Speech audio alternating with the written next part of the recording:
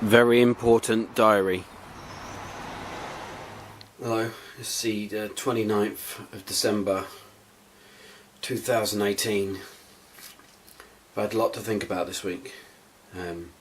Practicalities, choices, charisma, different ideals, different things to ponder, different realizations. It's a freezing cold day because of the winter time. The seasonal variance in the temperatures and air pressure has caused a colder than average kind of annual temperature. Average, of course, being the kind of temperature that you find in kind of mid-autumn or mid-spring. But now it's kind of the trough of the year. If you include the peaks and troughs of the year, the temperature now is kind of in the trough.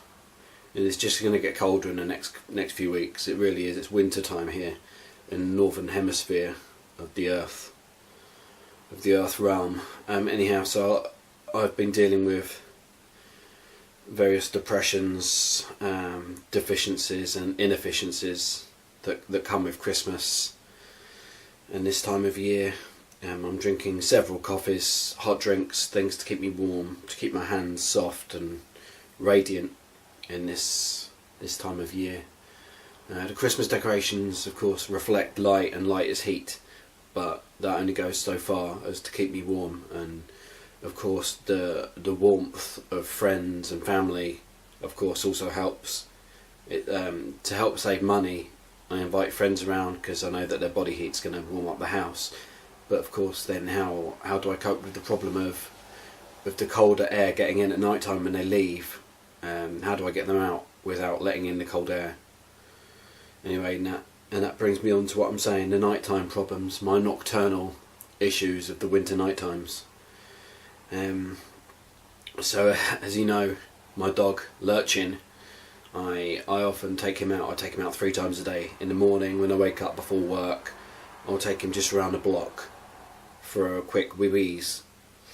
And then when I finish work, around the clock time of 4, I'll take him out for a longer walk where he can do his number 1 and his number 2s. He'll run around the field, run around the trees, up the woodland, maybe chase another dog or a squirrel or a rabbit or 2. He has a good time. But then again, in the evening before we all furrow down for bed, I'll often take him out for his pee-pees at night time.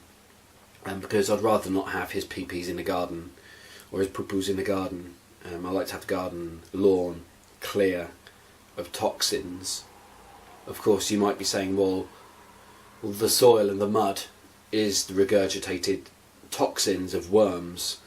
As they travel through, they leave their trails behind them. They're creating mud. Their excrement is the mud of the garden. But in my case, I'd rather not have my dog adding to it. Lurchin is a good dog, and in the evenings I do take him out for a walk, sometimes again around the block, but other times maybe a bit further. Something will tantalise me in the distance and I'll be drawn to it. So I'll leave the house, I'll have his lead, my shoes, a hat, full on clothes, full on, the whole set of what I need at night time, especially in a dark winter. The darkness draws in maybe any time after 4:30, it really does. And anyhow, I'll leave the house, I'll take a left, just gonna have some of my warm drink. Oh, that was warm. And we'll take a left out of the house, just down to the end of the road, which is there, just down the end of the road, and I'll take an immediate right. I can go straight ahead to the field, but at night time that's not good because there's no overhead lights. There used to be, but they've been broken by the local teenagers, I believe, and they've somehow actually been pulled off the top of the lamp posts. The whole lamp tops have been pulled off and smashed on the ground. My very good buddy PF, who works at the local council, says it's nothing to do with him or the local council, it's Sussex Council, and I don't know who to speak to there to get that fixed, and I don't really care, but I'd like to be able to see it at night. Anyhow, I'm not going to that field at night, so I'm going to take a right and head up the hill, over the railway bridge, up the hill, and hope that something tantalising is going to pull me from afar. For example, sometimes I'll be walking up the hill At night time, it will be sparkling lights on the outside of a house at Christmas. I'll think, oh, I'll have a closer look at that. So I'll walk up the hill, of course evading the leaves that might stick to my shoes, evading any slugs that might have come out in the rain, and evading cars that might be in the road. Traditionally I'm okay with that because I'll be on the path on the left hand side of the road, because the right hand side of the road is a thinner path, and the left hand side of the road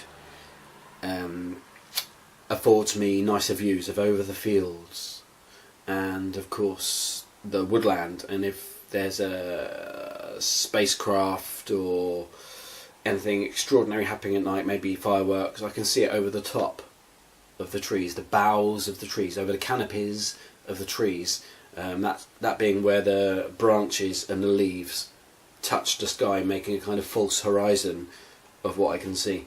So as I'm walking up the road at night, I might see people, I might see strangers, and you look into the eyes of strangers rather deeply. Well, I do as I walk, and if I see a stranger, especially if I see a stranger walking my way, I'll approach them as close as I can. If they're on the other side of the road, of course I'll cross directly towards them, and they'll always seem a bit kind of reticent at first, but I'll approach them.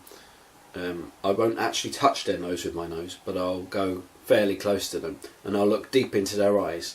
They're probably wondering if I'm offering a judgment on them, on their character, by gazing at them, but what I'm actually doing is I'm fostering a friendship, a fast friendship. I'm hoping that by approaching them face to face at night, obviously a macho man like myself, I'm offering them protection at night. If there might be a gang around or a bad and mean posse, then them being friends with me is going to be in their favour. So I'll go up to them, I'll look them deep in the eyes, and I'll be offering them the hand of friendship through my eyes, through my gaze into them. It hasn't actually worked yet, but I'm hoping that one day if I look deep into their eyes, they'll be happy to join me in friendship, and maybe again another night they might wish to join me on a nighttime walk. I don't know where to, I don't know where they're going. They're probably just heading down to the shop at the bottom of the road to get some chocolate or I don't know, maybe some sticks, some little biscuit sticks or something that you can buy in little packets. Probably not getting something like hay, countryside snacks for horses or animals. This isn't so much countryside around here, as you know. This is a built up suburban area. The suburbs of leafy England. It's leafy, we have a field, but there's no hay. You couldn't just go down to the shop and buy some hay or some straw, because typically there isn't stables around here for horses or the such. There's just humans, cats, dogs, butterflies, crickets at night. That's it. This squirrels. That's probably the best you're going to get. This isn't, you know, we're not in a tropical advanced situation here. Anyhow, so at night, I digress. At night time, I'll often try and make friends, but it never seems to work, and I'll end up just coming back empty-handed with my dog. And we'll come home, I'll use my keys, unless I've left the front door open, which has happened before.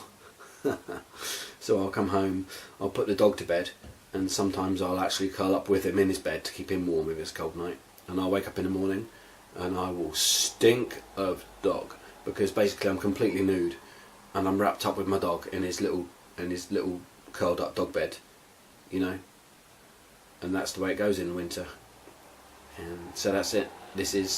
Thank you for listening to my nocturnal vlog of interest. I like to hope that I'm very interesting, and that my depressions, my problems can intertwine with yours and help to unwind your problems, and foster friendships over the online system of the internet. Good night, and sleep well.